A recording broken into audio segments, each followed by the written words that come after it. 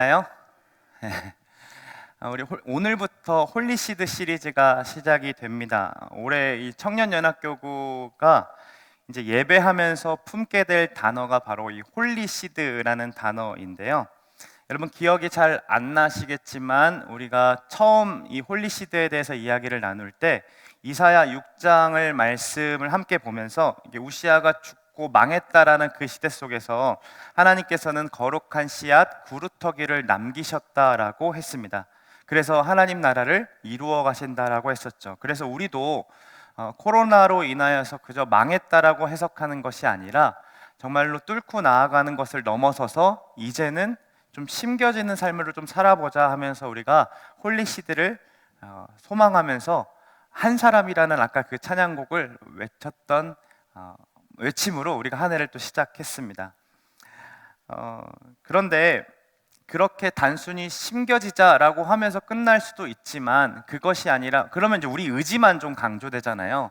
그래서 우리의 의지가 발동하기 전에 우리를 거룩하게 만드시는 분이 있는데 그분이 바로 성령 하나님이시다라는 것을 이야기하면서 성령께서 우리의 삶을 어떻게 거룩하게 만들어 가시는지 그 구원론이라는 교리를 함께 나누었죠. 그게 홀리 스피릿 시리즈였고 안녕하세요 성령님 시리즈로 우리가 5개월 동안 나누었습니다.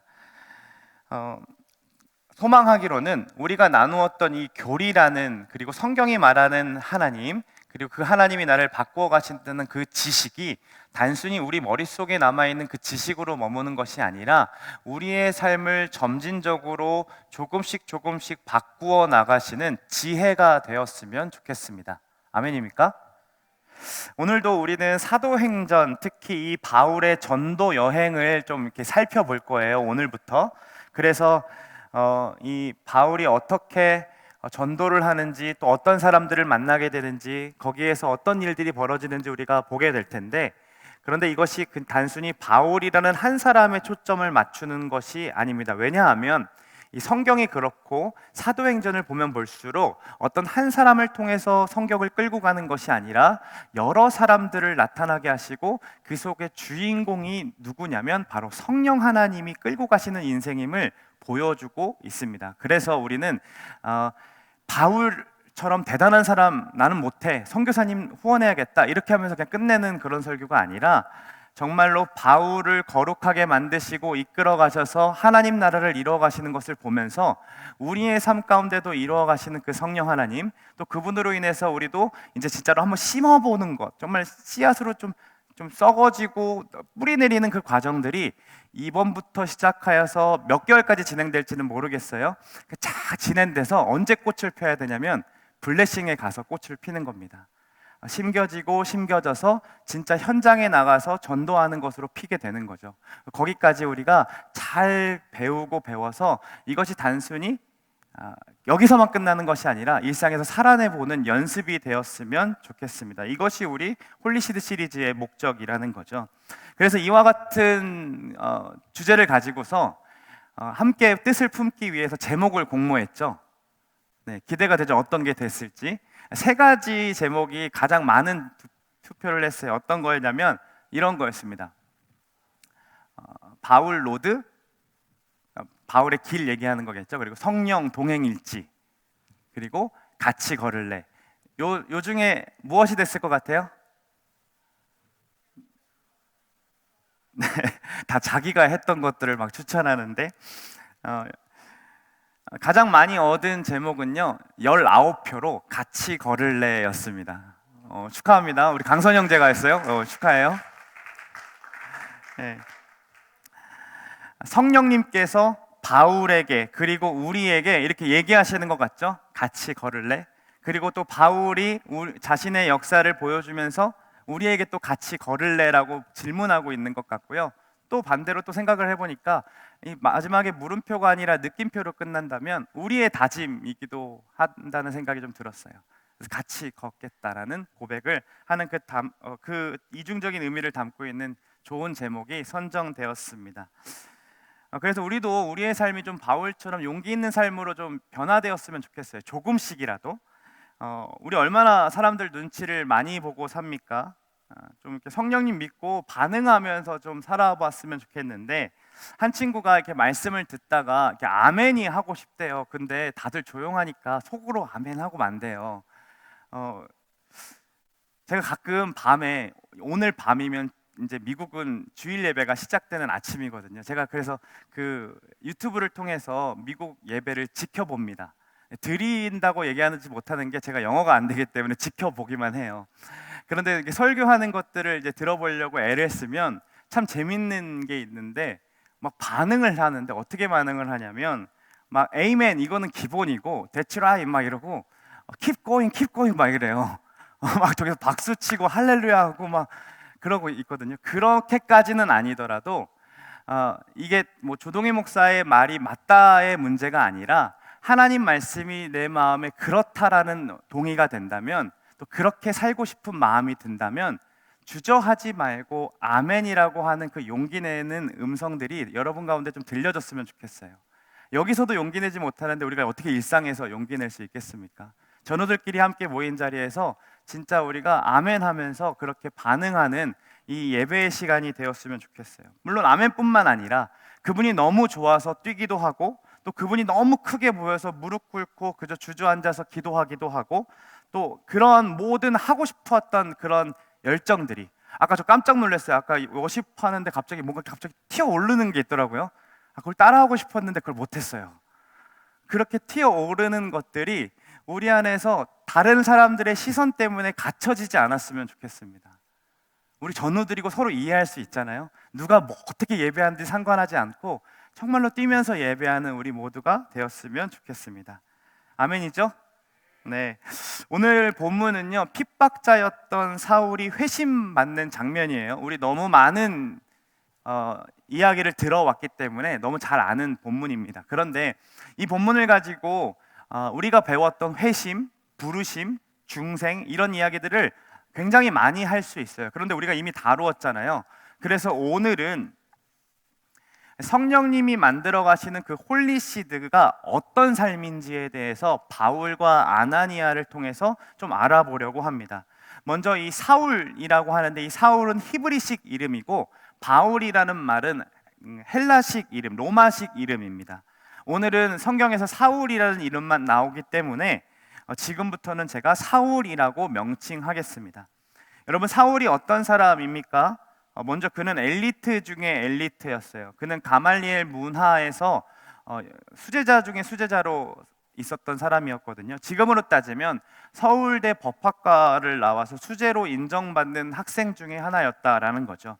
그는 엄격한 율법의 교육을 받았고 자신은 율법으로 하면 깨끗한 사람이라고 말할 정도로 굉장히 잘 지켰던 사람이었습니다. 그뿐 아니라 유대교를 굉장히 신봉한 사람이었기 때문에 그 하나님을 향한 열심으로 이단자들을 핍박하겠다라고 하며 열심을 다해서 그들을 핍박하러 뛰어다녔던 사람이었죠.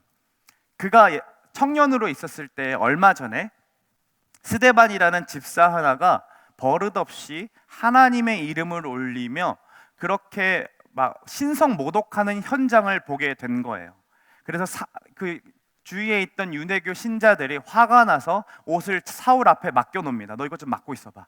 청년 사울이 이걸 지키고 있었어요. 그리고 돌로 스데반이 죽습니다. 우리 다 알고 있는 내용이죠. 그런데 그때의 사울이 뭐라고 생각했냐면 이렇게 성경에 나와 있어요. 마땅히 여겼다. 잘 죽었어. 죽을만해 라고 생각했다라는 거죠. 그리고 이 기세를 몰아서 유대교인들이 이제 그리스도인들을 핍박하기 위해 막 사람들을 잡아넣기 시작합니다. 그때의 그리스도인들이 핍박에 심해지자 예루살렘으로부터 온 지역으로 흩어지기 시작하는데 그 중에 다메섹이라는 도시는 굉장히 큰 도시였기 때문에 숨어있기도 좋고 그리고 안락한 도시였습니다. 그래서 많은 그리스도인들이 그쪽으로 피신했다는 소문이 누구에게 들려요? 사울에게 들려온 거예요. 사울은요, 위협과 살기가 등등해가지고 얘네들 다 잡아 넣어야겠다라는 생각을 가지고 갔어요. 그런데 혼자 할 수 없었기 때문에 그 당시에 정치였던 그 사내들인 공에게 공문을 좀 받습니다. 협조 공문을. 너 협조 공문 내달라. 얘네들 잡아 넣을 테니까 꼭 잡아오겠다. 다메섹에 가서. 그러한 열심을 보이던 사람이 바로 사울이었죠. 다메섹까지, 예루살렘에서 다메섹까지의 거리가 225km 정도 됐다라고 해요. 굉장히 먼 거리를 걸어서 갔다라는 거죠. 5일 정도 걸려서 다메섹에 다다라왔을 때에 갑자기 빛이 그에게 비치기 시작하고 눈이 멀기 시작합니다. 그리고 갑자기 음성이 들리는데 내가 이렇게 말하고 있는 거죠. 같이 한번 읽어볼까요? 사울아 사울아 네가 어찌하여 나를 박해하느냐. 얼마나 깜짝 놀랐을까요? 눈이 완전히 멀어버려서 아무것도 보이지가 않아요. 그 음성에 놀라서 주저앉아 버렸습니다. 그리고 이렇게 얘기해요. 주여 누구십니까? 그런데 뭐라고 얘기하시냐면요, 나는 네가 박해하는 예수야 라고 얘기한다는 거죠. 자신이 아는 구약에서 종종 하나님은 이렇게 제자들을 찾아와서, 선지자들을 찾아와서 말씀하신 거를 알거든요. 그런데 지금 눈앞에 하나님처럼 누가 나타나셨어요? 예수님이 나타나신 겁니다. 그리고 뭐라고 하시냐면 자신을 왜 박해하느냐라고 하는 거죠. 그건 어떤 할 말이 있었겠습니까? 한 번도 그는 하나님을 박해한다라고 생각해 본 적이 없었어요. 예수를 박해해 본 적도 없었죠. 실제로 만나본 적이 없었기 때문에. 그저 하나님을 잘못 믿고 있는 저 이단자들, 그리고 예수라는 사람을 신으로 섬기고 있는 저 이단자들을 핍박하고 이단을 처단하는 일은 당연한 일이라고 생각했고 그것이 하나님을 위한 일이라고 생각했던 거예요. 그런데 뭐라고 얘기하시냐면 왜 나를 핍박해? 라고 얘기하시는 거죠. 여러분, 이게 예수님의 인식입니다. 예수님은요, 교회를 그리고 여러분들을 한 몸으로 여기십니다. 바울은 예수님을 만나본 적이 없는데 바울이 핍박한 건 교회였는데 예수님은 뭐라고 얘기하십니까? 왜 교회를 핍박해? 왜 그리스도인을 핍박해? 이렇게 얘기하지 않으시죠? 왜 나를 박해하느냐라고 얘기하신다는 거죠. 예수님은 우리와 한 몸으로 여기십니다. 여러분들이 핍박당하는 거 당신의 핍박으로 여기고 당신의 박해로 여기신다라는 거예요. 자신은 사울 입장에서 자신은 굉장히 잘 섬기고 있다라고 생각했었어요. 그런데 이게 아니었다라는 걸 깨닫는 순간 온갖 두려움이 밀려오기 시작합니다. 그리고 자기가 그동안 해왔던 모든 일들이 예수님께 잘못했다라는 것을 깨닫게 되는 거죠. 그리고 예수님 만나고 갑자기 눈이 멀어버렸죠. 하루아침에 보이지도 않게 되고 사람들 손에 이끌려서 어디론가 지금 끌려가는 바울을 한번 생각해 보세요. 사울을. 그리고 7절에 보면 3일간 그는 먹지도 보지도 마시지도 못했다라고 합니다. 그가 3일 동안 어떤 생각을 했을까요? 먼저는 자신이 배운 것, 그리고 배운 대로 행한 그 일들이 틀렸구나라는 것을 깨닫게 되었을 겁니다. 그 3일간에.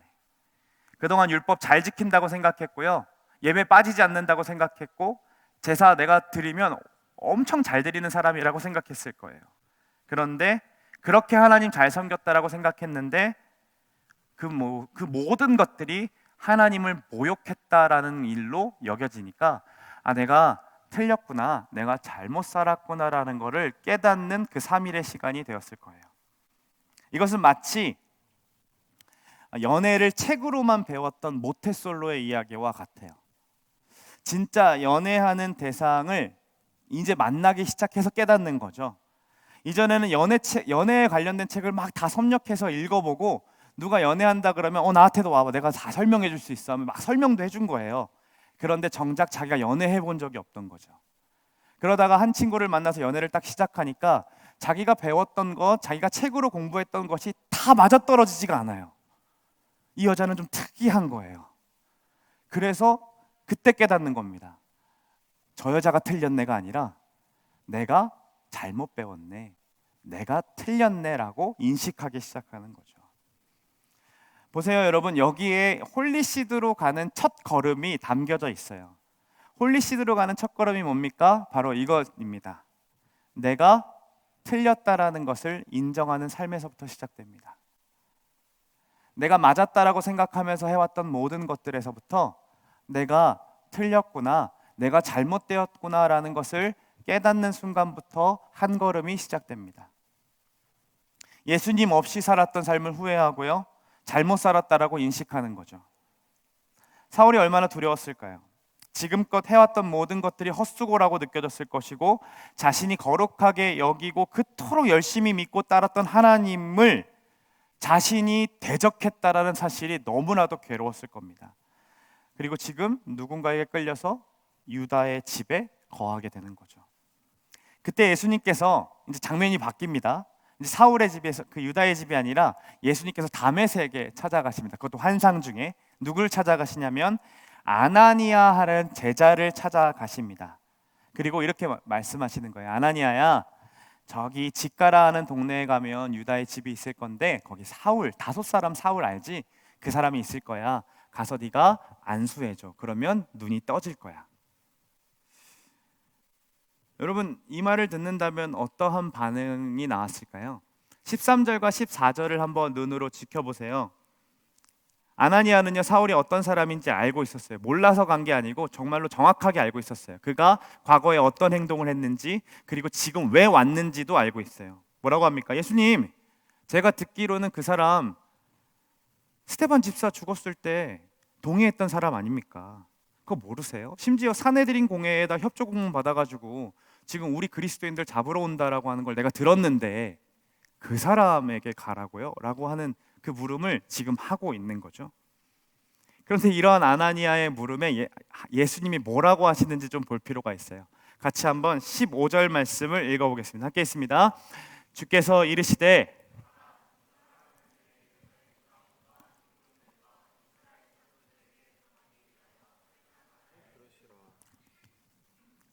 명령어는 하나밖에 없어요. 가라. 아나니아가 얼마나 많은 말을 하고 싶었을까요? 우리가 좀 감정이입을 하기 위해서 우리가 사랑하는 진우 목사님을 죽여볼게요. 우리 진우 목사님이 저 단대오거리 한복판에서 선거 운동보다 더 크게 설교를 하시고 있는 거예요. 사람들이 막 모여들기 시작했어요. 그래서 우리 예수님이 얼마나 큰 주인이시고 얼마나 소망이시고, 그리고 당신들이 예수님을 죽였다라는 얘기를 막 했는데 사람들이 막 흥분하기 시작합니다.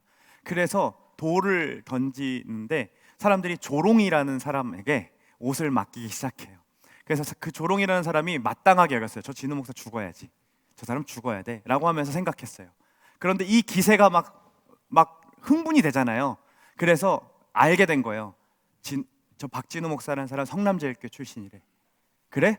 거기 가면 그 사람 따르던 사람이 굉장히 많대. 그 청년들 다 잡아 죽여야겠어. 미안해요. 잡아 죽여야겠어 라고 하면서 이렇게 제가 아니죠, 조롱이라는 사람이 오고 있는 중에 요 산부인과를 지나다가 갑자기 빛이 찾아오면서 눈이 멀기 시작한 거죠. 그러고 나서 누군가에게 이끌려서 지금 가기 시작한 겁니다. 그리고 산부인과에 앉아가지고 3일 동안 굶주리고 있는데 갑자기 하나님께서 윤주에게 찾아온 거예요. 윤주야, 저기 조롱이라는 사람이 있는데 가서 해줘, 가서 도와줘. 과연 우리 윤주는 갈까요? 제가 50 친구들에게 물어봤어요. 갈 수 있는 사람이 있나? 아무도 가고 싶지 않죠. 왜요? 우리 사랑하는 진우 목사님이 죽었잖아요. 우리와 함께 신앙생활을 했고 우리에게 좋은 말씀, 정말 하나님 말씀을 잘 들려주던 우리 설교자가 죽었는데 그 죽은 그 당사자, 죽이려고 했던 그 사람을 도와주러 가라고요? 하나님, 우리가 얼마나 슬퍼했는지 모르십니까? 하나님 정말 이렇게 하실 겁니까? 우리의 마음은 하나도 왜 몰라주십니까? 이러한 억울함들과 그 이해되지 않음이 막 쏟아지지 않았을까요? 그런데요, 예수님 명령에 아나니아의 대답을 한번 보세요. 17절 말씀을 같이 한번 읽어봅시다. 시작. 아나니아가 그 집에 들어가서 그에게 안수하여 이르되 형제의 여기까지만 보시면 가라라고 했을 때 뭐라고 답해요? 답도 안 해요. 그냥 떠납니다. 가라 하고 했을 때 떠납니다. 아나니아가 사실 틀린 말 한 거 아니었잖아요. 그는 맞는 얘기 한 거잖아요. 그런데 그가 떠나가죠. 분명 이렇게 얘기할 수도 있지 않았을까요? 하나님, 이것만은 좀 안 돼요. 하나님 좀 잘못 생각하고 계시는 것 같아요. 5사람이에요, 5사람. 그 사람 누군지 모릅니까? 라고 얘기할 수도 있는 거잖아요. 그런데 아나니아 지금 틀리지 않았거든요. 그가 말한 건 정말 팩트예요. 맞아요. 그런데 그가요, 따져 묻지 않는다는 거예요. 이해되지 않고요. 말도 안 되는 일을 계속 하나님이 시키시는 거임을 나도 알고 하나님도 알고 모두가 알아요. 그리고 난 그거 못해요라고 해도 돼요. 왜냐하면 사람들도 이해했을 거예요. 그치, 그건 안 되지. 하나님이 좀 실수하셨네 라고 할 만한 이유가 분명히 있었다고요. 그런데 하나님이 가라라고 하실 때 그 말씀이 어떻게 반함합니까? 떠난다라는 거죠. 이게 홀리시드의 두 번째 걸음입니다. 뭡니까? 가라 하시면 떠나는 삶인 겁니다. 가라라고 말하면 그냥 가보는 거예요. 걸어보는 거예요. 그것이 순종이라는 의미입니다. 다시 우리 그럼 사울의 입장으로 좀 넘어가 볼까요? 그가 얼마나 두려웠을까요? 한순간에 앞이 보이지 않죠. 육에 대한 두려움이 있었어요. 나 이제 평생 동안 안 못 본 채로 살아야 되는 거 아닌가? 그동안 내가 배워왔던 것, 그동안 내가 누려왔던 것, 이제 안 못 보는 인생으로 살면 어떡하지? 라는 육에 대한 두려움이 있었겠죠. 그리고 또 뭐에 대한 두려움이 있을까요? 영에 대한 두려움이 있었을 거예요. 나 하나님 믿는다고 열심히 섬겨왔는데 내가 하나님을 대적했다고? 이제 나는 지옥으로 가겠구나. 이거 큰일 났다라는 그 영에 대한 두려움이 있었겠죠. 그리고 어떤 것? 적에 대한 두려움도 있었을 거예요. 지금 자신을 끌고 왔던 사람이 누군지 잘 몰라요. 그래서 온갖 소리들이 막 집중하겠죠. 근데 막 저기서 막 저 사람 5사람이래. 그 유명한 사람 여기 왜 왔대? 예수 믿는 사람들 다 잡으러 왔대. 그래, 이 소문이 다메섹에 있는 흩어져 있는 그리스도인들에게도 들어갔겠죠. 그런데 그런 순간에 문을 두드리기 시작해요. 누가? 그리고 헐레벌떡 누가 들어오는 거예요. 여기 사울이라는 사람이 있습니까? 이렇게 물어보는 거죠. 어떤 마음이 될까요? 사울 입장에서 이제 끝났다. 이제 나는 죽겠구나. 내가 죽이러 왔는데 결국 내가 죽는 목숨이 되겠구나. 근데 그 사람이 문을 열고 들어오는 거예요. 그리고 거리면서 뭐라고 얘기하냐면 이렇게 얘기합니다. 같이 한번 읽어보겠습니다. 아나니아가 떠나 그 집에 들어가서 그에게 안수하여 이르되 형제 사울아, 주 곧 내가 오는 길에서 나타나셨던 예수께서 나를 보내어 너로 다시 보게 하시고 성령으로 충만하게 하신다 하니. 여러분 뭐라고 얘기합니까? 형제 사울아. 저는 말씀을 보는데요, 이 단어가 너무 찡한 거예요. 이게 어떻게 가능할까요? 우리 같으면 당장 딱 찾아가가지고 너 혼자 왔니? 너 사울 맞지? 이리 와 해가지고 어떻게든 복수하고 싶은 마음들 들지 않겠어요? 뒤로 가가지고 그냥 찔러버려도 되잖아요. 오히려 그 기회가 내가 그리스도인들에게 인정받을 수 있는 기회 아니에요? 그런데 아나니아가요 그냥 마지못해서 한 순종 같지 않아요. 그의 음성이 뭐라 그러냐면 하나님이 가서 형제라고 부르라고 하지 않았잖아요. 근데 가서 뭐라 그래요? 자신의 생각, 자신의 판단, 자신의 감정까지도 다 내려놓고 그를 찾아가서 형제 사울아라고 부른다는 거죠.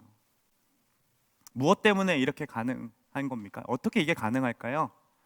예수님이 보내셨고 시키셨기 때문입니다. 이 모습이 홀리시드로 살아가는 세 번째 걸음인데요. 뭡니까? 그 사람을 향해 형제라 부르는 삶이 거룩한 씨앗으로 심겨지는 삶인 겁니다. 그 사람이 어떤 사람이에요? 원수예요. 자기 고집대로 살아가는 사람이고요. 내 말은 절대로 듣지 않는 사람이에요. 지 고집 다 부리고요. 지 마음대로 하고요. 정말 짜증나요. 그런 사람들 주변에 많죠. 오히려 막 나에게 피해주고요. 나에게 죽을 것 같은 고통을 주는 그 원수, 그 사람에게 찾아가서 형제라 부르자는 거죠. 그에게 손을 대고 그를 위해 기도해 줄 수 있는 것, 그것이 거룩한 씨앗으로 살아가는 방법이라는 겁니다. 너무 하기 싫죠? 말씀 보는데 나도 하기 싫더라고요. 하나님 너무 하기 싫은데요? 이거 분명히 우리 청년들과 함께 나누면 에이씨 오늘 말씀 다 들었다. 하기 싫어. 이렇게 할 텐데 어떻게 해야 돼요? 그런데 하나님께서 저에게 이런 생각을 하셨어요. 너가 사울이잖아 라고 얘기하셨어요. 우리 진짜 사울 같지 않아요? 사울만큼 우리도 목이 뻣뻣한 사람들 아닙니까? 우리가 맞다라고 여겨지는 것 누군가가 아니야 라고 했을 때 우리 그것들 주장을 굽히고 그래 너가 맞아 라고 얘기할 수 있나요? 은혜를 위해서, 예수님 때문에. 주님이 지금 이 자리에 함께 하심에도 우리는 목이 뻣뻣하게 주님에게서 관심을 떼어버리죠.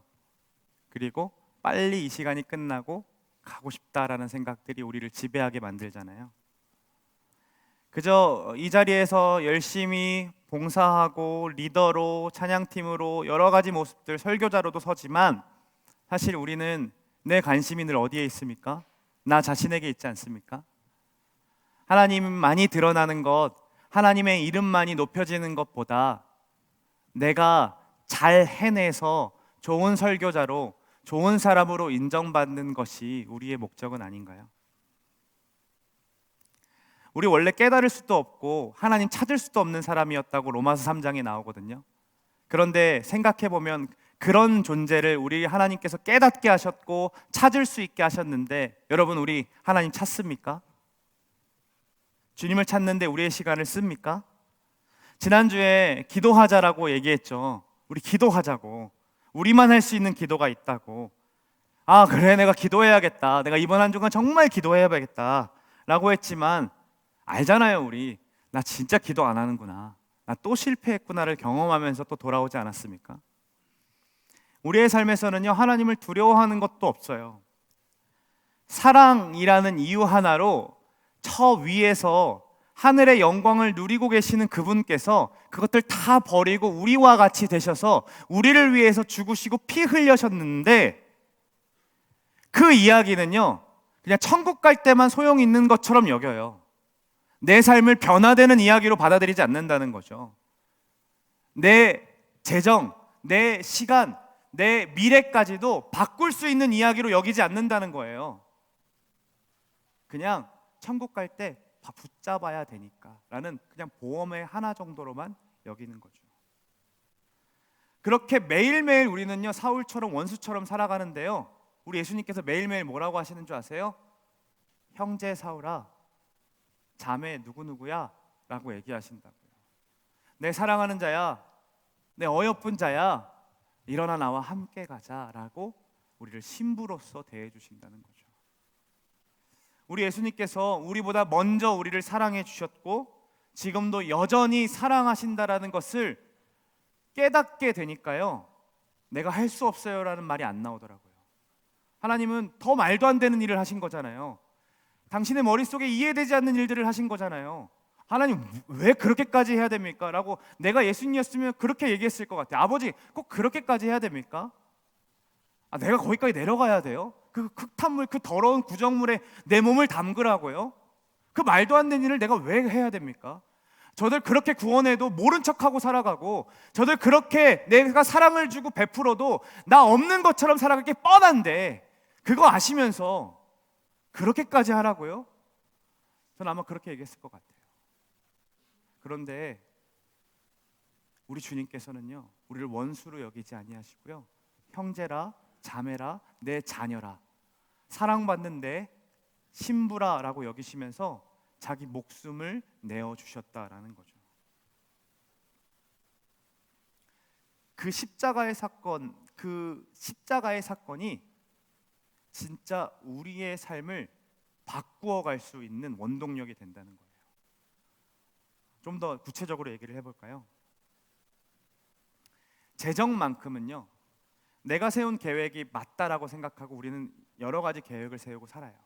그런데 이 계획을 넘어서 하나님께서 일하고 싶은 것이 있다고 생각된다면 내가 틀렸구나라는 것들을 인정하고 하나님이 도와주세요라고 인정하기 시작하는 순간 우리의 재정이 하나님이 원하시는 대로 풀어가시는 것을 보게 됩니다.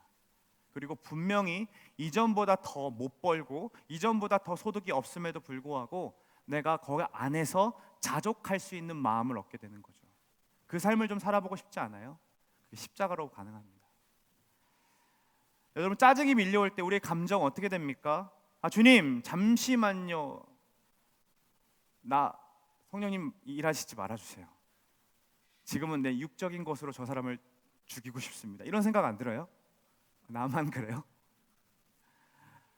잠깐만 계세요. 나 이 감정대로 그냥 쏟아내고 올래요. 그래서 하나님 붙잡고 그냥 막 우리가 옳은 말로 내가 얼마나 맞았는지, 내가 얼마나 맞는 이야기를 하고 있는지 막 얘기하고 싶잖아요.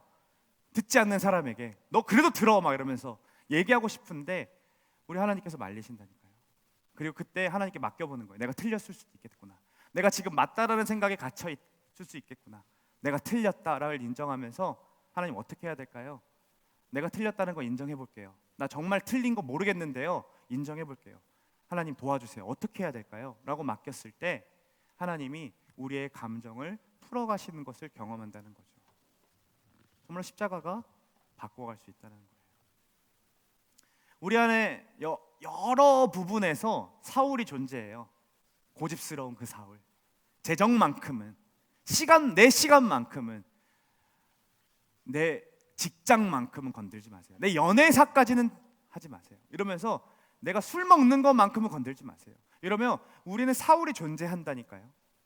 근데 그 고집을 내가 틀렸구나라고 생각하면서 예수님이 맞아요라고 하는 순간 그 부분들이 바뀌고 바뀌어가기 시작하는 거예요. 근데 그것을 넘어서서 우리한테 원수 같은 사람을 또 생각나게 하셔요. 진짜 우리를 어렵게 하고 힘들었던 사람들, 그 사람을 떠올리게 하시면서 이 말씀은 어떻게 하냐면요, 가라라고 명령하실 거예요. 여러분들에게 이번 한 주간 사울들을 막 생각나게 하실 거예요. 고집스러운 사람들, 내가 말해도 듣지 않았던 그 사람들, 좀 가줘, 네가 가라고 얘기하실 때 우리가 가보는 거죠. 문자 해보는 거예요.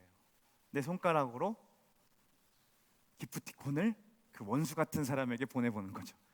그럼 이번 주 기프티콘 받는 사람들 나 원수야? 라고 얘기하겠다. 그런 생각 안 하게 여러 사람에게 보내세요. 그런 반응들이 우리가 홀리시드로 살아내고 심겨질 수 있는 삶의 원동력이 될 수 있습니다. 그런데요, 성경을 보다가 또 궁금한 게 있었어요. 왜 아나니아였을까요? 사울에게 나타나셨던 예수님이 또 한 번 나타나셔서 설명해 주실 수 있잖아요. 그냥 사울에게 말씀하셨기 때문에 아나니아 뭐 상관없이 사울아 정신 똑바로 차려 하면서 만나주시고 눈에 빈을 벗겨주시고 너는 내가 택한 그릇이야라고 말할 수 있는 분이잖아요. 그런데 그렇게 역사하지 않으시고 다메섹에 있는 아나니아에게 찾아가셔서 네가 가서 좀 도와줘라고 말씀하신다고요. 왜 아나니아였을까요? 첫 번째 사실은요, 이거더라고요. 하나님은요, 우리와 늘 함께 일하고 싶어 하세요. 주님은요, 우리처럼요 가성비 따지지 않으세요. 효율성 따지지 않으세요. 가성비와 효율성 따지면요 직접 말씀하시는 게 훨씬 난 거잖아요. 그렇잖아요. 그런데요, 성경 곳곳을 보면요, 불완전하고 미숙하고 어리석은 사람들에게 하나님 말씀을 맡기시고 그 사람을 통해서 말씀을 이루어 가시는 분임을 우리는 발견할 수 있어요. 그뿐 아니라 분명히 하나님 말씀 듣고도 왕으로 세웠음에도 돌아설 것임을 알고 있고, 배반하고 우상 섬기는, 그리고 또 교만하게 살 것임을 분명히 알고 있음에도 끝까지 선지자들을 보내시고 끝까지 찾아가셔서 그들과 함께 하나님의 나라를 세우고 싶어 하세요. 우리 하나님은 그런 분이세요. 굉장히 더디고요, 굉장히 비효율적이지만요, 우리 하나님은요 끝까지 사람과 함께, 연약하고 연약한 그 사람과 함께 하나님 나라를 세워가고 싶어 한다는 거죠. 우리 인생도 그렇잖아요. 여러분, 가성비를 따졌으면 저 같은 사람을 목사로 뭐하러 세웠겠습니까? 그렇죠? 갑자기 빛이 팍 비치고 아무도 안 서 있는데 하나님의 말씀이니라 하면서 하나님 음성으로 여러분들에게 말씀을 들려주신다면 그것만큼 좋은 게 어디 있겠어요.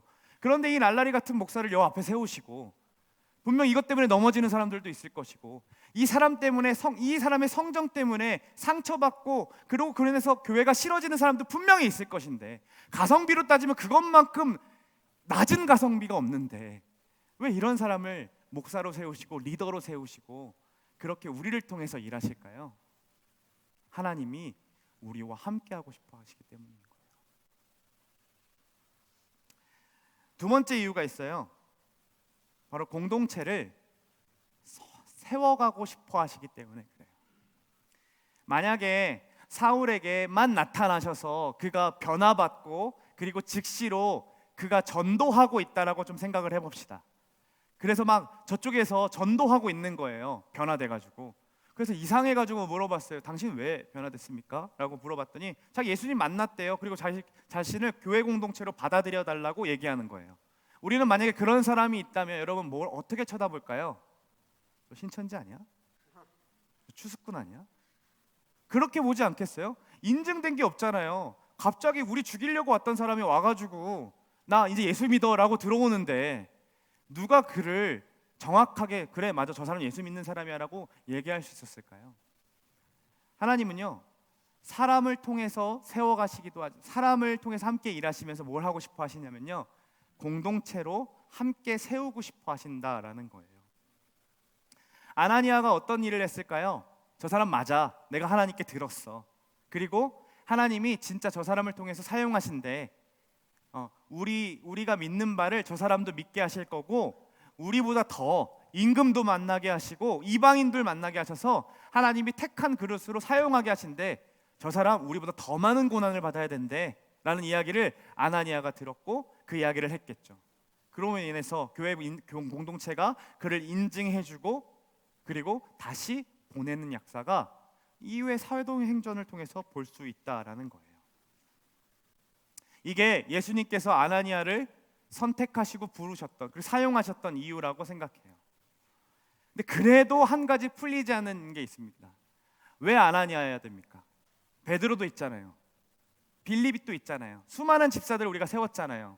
교회 공동체에 직분을 가진 사람들, 사도라는 직분을 가진 사람들, 그리고 집사라는 직분을 가진 사람들, 인증할 만한 사람들이 있었는데 왜 듣도 보지도 못한 아나니아를 갑자기 부르셨을까요? 심지어 우리가 아나니아 읽으면 얼마나 헷갈려요. 그 이전에 죽었던 아나니아와 삽비라 헝금 삥땅 쳐서 죽었던 사람들 있잖아요. 그 사람과 왜 동일한 이름을 가진 사람을 또 불러내셔가지고 사용하시냐는 거죠. 이름도 없고요, 잘 보이지도 않고요. 심지어 여기서 이제 끝나요. 나중에 아나니아 잠깐 나와요. 되게 중요한 사람처럼 느껴지지 않거든요. 우리 그것도 잘 기억하지 않잖아요. 사울만 기억하지. 근데 왜 이 사람을 선택하셨냐는 거죠. 그렇게 생각해 보니까요 한 가지 답밖에 안 나오더라고요. 하나님 말씀에 순종하고 반응할 수 있는 사람이 다메섹의 아나니아밖에 없었다는 거예요. 하나님 아셨어요. 당신께서 환상 중에 그리스도인들에게 나타나셨을 때에 그리고 이렇게 하라고 말씀하셨을 때에 은혜를 허락하시고 자신을 보이시고 자신의 계획을 가르쳐 주셨을 때에 그 그리스도인들이 어떻게 반응할지를 아셨던 거죠. 그리고 흩어져 있는 그리스도인들 중에 누가 하나님의 마음을 정확히 알고 형제라 부르고 그 말씀대로 순종할 사람인지 하나님은 아셨던 거예요. 그래서 아나니아를 부르셨던 겁니다. 이 말씀에 그리고 은혜에 우리가 어떻게 반응할지도 하나님은 아세요. 우리가 주일마다 말씀을 듣지만 이 말씀에 어떻게 반응할지 안다는 거죠. 여러분 한번 생각해 보세요. 우리 중에 누군가에게 그 원수 같은 사람 좀 가줄래? 그 사람이 있으니까 네가 좀 가줄래? 라고 했을 때 우리의 감정들 다 내려놓고 우리가 미워했던 그 감정들 내려놓고 우리가 그 사람 어떻게든 내가 골탕 먹여봐야지 나 한번 기회만 와라 저 김대리 죽인다 내가 막 이런 생각들 다 내려놓고 찾아갈 수 있는 사람이 저 여기 있어요 저 라고 할 사람 있나요? 하나님이 우리에게 돈을 허락하실 때에 시간과 여유를 주셨을 때에 정말 하나님의 방법에 맞게 사용할 수 있는 것 그 사람들이 몇이나 될까요? 여기서 이제 우리는 알 수 있죠. 우리에게 왜 로또를 맞지 않게 하시는지. 주셔도 제대로 사용하지 못할 거니까요. 10절 말씀 이렇게 나와 있어요. 같이 한번 읽어볼까요? 그때 다메섹에 하나님이 아나니아를 부르신 세 번째 이유를 깨닫고 나서요, 제가 마음이 좀 아프더라고요. 과연 나는, 그리고 우리는 은혜, 이렇게 하나님의 말씀에 반응할 수 있는 사람이 몇이나 될까? 나는 정말 하나님이 가라 하시면 갈 수 있는 사역자일까? 라는 생각이 들었어요. 목사로 세우시고 또 우리를 모아주시고 함께 예배하시면서 우리 하나님 얼마나 자신의 말씀에 반응해 주기를 기다리고 계실까요? 얘가 언제쯤 나에게 반응해 줄까? 얘가 언제쯤 내 나라를 위해서 시간을 쓰고, 내 나라를 위해서 자기 에너지를 쓰고, 내 나라를 위해서 재정을 사용할 수 있을까? 이거 우리 하나님 기다리고 계시지 않을까요? 내가 언제쯤 내가 이에게 베푼 그 사랑, 이 공동체에게 전할 수 있을까?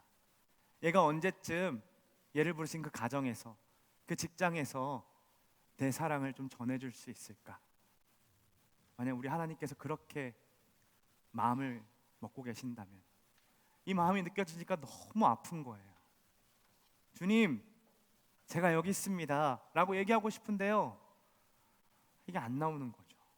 정직하게 안 나오는 거예요.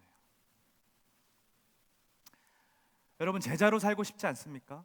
10절 말씀에 아까 뭐라 그럽니까? 제자 아나니아. 제자가 뭐예요? 스승을 따라가는 자들인 거잖아요. 단순히 머리로 이해하는 거 아니라 그의 삶의 방식을 따라가는 거잖아요. 여러분, 제자로 살고 싶지 않습니까? 하나님은 여전히 우리와 함께 일하고 싶어 하세요. 여전히요. 수많은 사울들에게 우리를 제자로 삼아서 보내고 싶어 하세요. 우리 하나님이 그러고 싶어 하세요. 지난주에 제가 계속 마음에 남는 그 말씀이 있었어요.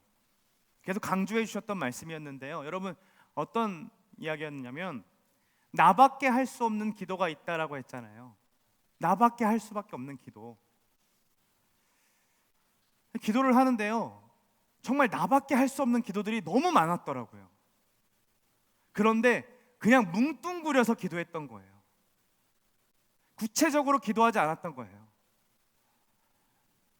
내 가정에서 일어나는 일들, 그리고 우리 가족들의 아픔들, 그리고 우리 청년들의 그 세밀한 그 싸움들, 정말 나한테 공유해줬기 때문에 나밖에 할 수 없는 기도였는데 내가 그걸 안 하고 있더라고요. 그냥 하나님, 청년들 잘 세워주세요, 우리 가족들 책임져 주세요, 이렇게 그냥 뭉뚱그려서 그냥 기도하고 있었던 거예요. 그런데 이와 마찬가지로요, 내가 꼭 필요한 사울이 있다면요, 나에게 나를 보내고 싶으셔서 내가 꼭 가야만 변화될 수 있는 사울이 있다면요, 그 사울들에게 나를 보내고 싶어 하신대요. 여러분, 어떻게 반응하실래요? 믿지 않는 우리 엄마 아빠, 우리 가족들, 목사가 대신 가서 전도해 줄 수 없어요. 여러분만이 그들을 변화시켜 줄 수 있고, 여러분만이 하나님 마음을 전할 수 있는 아나니아인 거예요. 지긋지긋한 내 직장 동료, 상사, 그리고 학교 친구들, CCC, 신우회, 이런 전도 단체들이 그들을 변화시켜 줄 수 없어요. 가까운 우리만이, 그 가운데 거룩하고 구별되어 살아가는 우리만이 예수님이 진짜 계시다라는 것을 보여줄 수 있는 거예요. 우리한테 이렇게 얘기하시는 거죠. 얘야, 그 김대리한테 가서 네가 나 대신 사랑을 좀 전해줄래? 그때에 성남제일교회에 누구라 하는 제자가 있더니, 저는 저 가운데 이름에 여러분들의 이름이 있기를 소망합니다. 저 사진 되게 좋아하는 사진이에요. 셀러브레이션을 마치고 모두가 하나님을 높여 올려드리면서 그 가운데 하나님 나라가 임한 것을 경험함으로 모두가 즐거워하며 웃고 있는 저 사진이 너무 행복함으로 느껴지니까 저는 그렇게 좋더라고요. 그때 하나님께서 이 사울은 얘가 진짜 필요한데 누가 없을까라고 하실 때에 그때의 성남제일교회 누구라 하는 제자가 우리이기를 간절히 소망합니다. 어떻게 그 일을 감당할 수 있을까요? 어떻게 사는 것이 그 일에 순종하며 살아가는 삶일까요? 여러분, 아나니아라는 이름의 뜻이 무엇이냐면 여호와께서 도우셨다, 여호와께서 은혜를 주셨다라는 이름을 갖고 있어요. 먼저는 우리의 삶에서 부분을 하나님께 맡겨드리면서 여호와께서 도우셨다라는 걸 인정하는 거예요. 여호와께서 은혜를 주셨기 때문에 내가 지금 이 직장에 있구나, 여호와께서 도우셨기 때문에 내가 이 가정에 있구나, 여호와께서 은혜 주셨기 때문에 내가 이 학교 친구들 사이에 있는 거구나 라는 것을 깨닫는 거예요. 그게 바로 아나니아로 살아가는 것입니다. 내가 갖고 있는 시간, 재정, 미래의 계획까지 내가 스스로 하려니까 자꾸 무너지고 부족하죠. 하나님께서 도우실 것을 인정하면서요, 그분에게 맡겨드리는 거죠. 하나님, 내가 운영하면 틀립니다. 내가 운영하면 빵꾸가 날 수밖에 없습니다. 그래서 하나님께 맡겨드립니다. 하나님 알아서 해주세요. 하나님께 핸들을 내어드리는 거예요. 거기서부터 내 삶이 사울에서 무엇으로 바뀝니까? 아나니아로 바뀌는 삶을 경험하는 거죠. 그리고 이 변화되는 삶은요, 주변인들에게 아나니아, 여호와께서 도우시구나라는 것을 드러낼 수 있는 삶으로 나타내게 되어 있습니다. 말과 행동을 통해서, 또 생활 방식과 이 여러 가지 일들을 동일하게 겪고 있지만 그것을 대하는 여러 가지 태도와 방식을 통해서 저 사람은 진짜 하나님이 함께 하시는 사람이구나 하는 것을 깨닫게 됩니다. 아브라함이 그랬잖아요.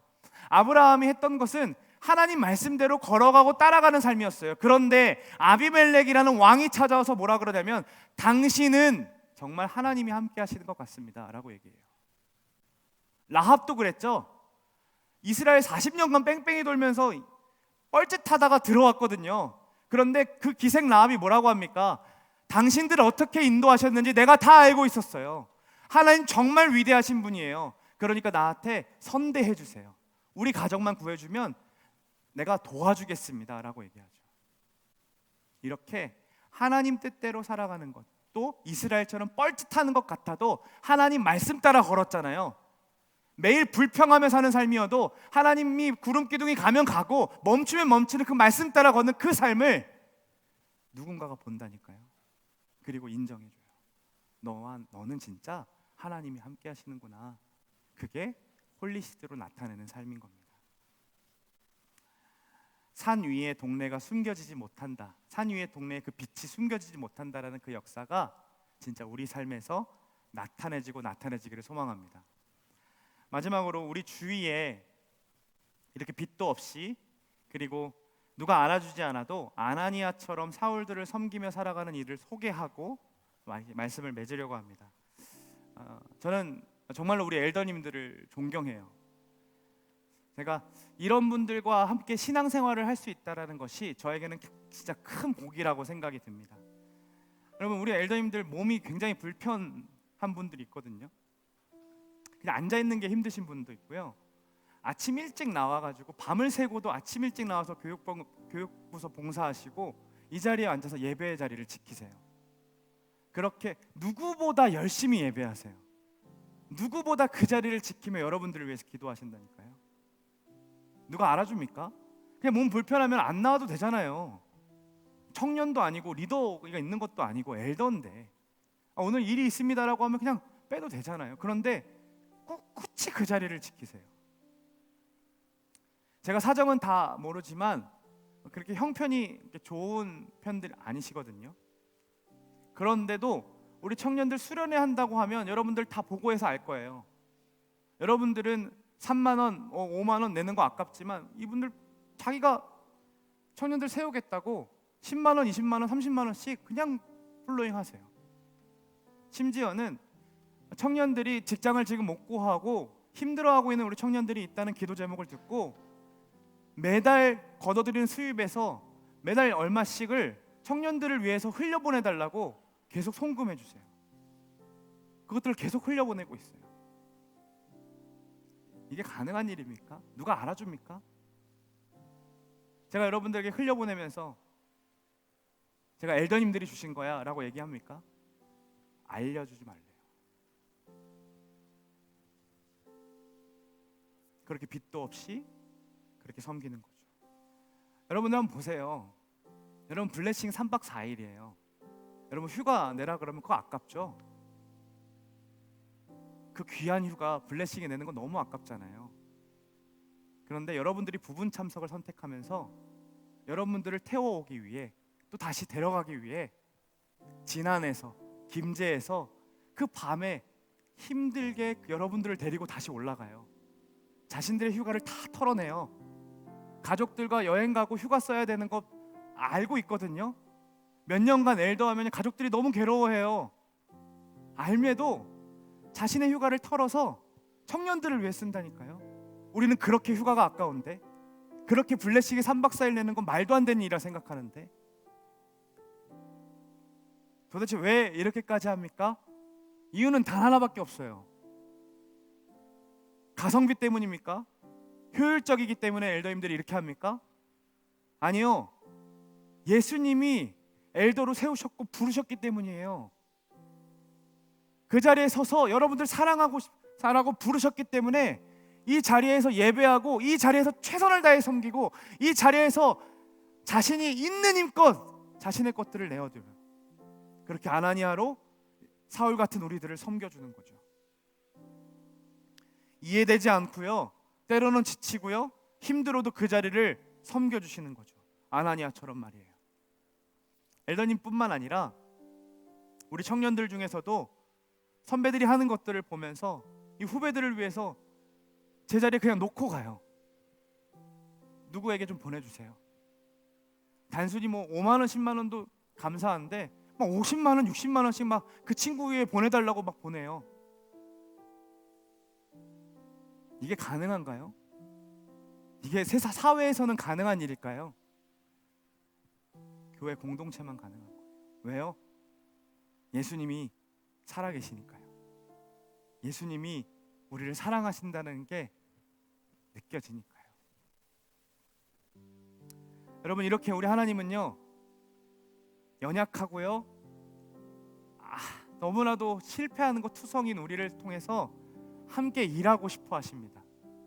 그리고 자그마한 것부터 시작해서 그 부분마다 하나님의 통치가 스며들 수 있도록 하나님 나라를 원하신다는 거예요. 그리고 성남제일교회에 아나니아를 찾으세요. 그때 우리도 아나니아처럼 주님, 제가 여기 있습니다. 주님, 저를 사용해 주세요 라고 대답할 수 있는 저와 여러분이 되었으면 좋겠습니다. 우리 앞에서 고백했던 찬양 고백이 있었어요. 한 사람이면 충분했던 주님, 그 사람이 내가 되길 원한다는 그 찬양의 고백.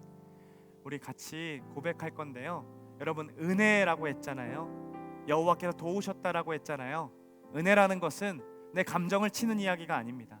그냥 동의해, 그래, 그 정도 알겠어요 하는 그 정도가 아니라요, 그렇게 살아내겠습니다라는 것이 은혜 받았다라는 내용에 담겨져 있어야 돼요.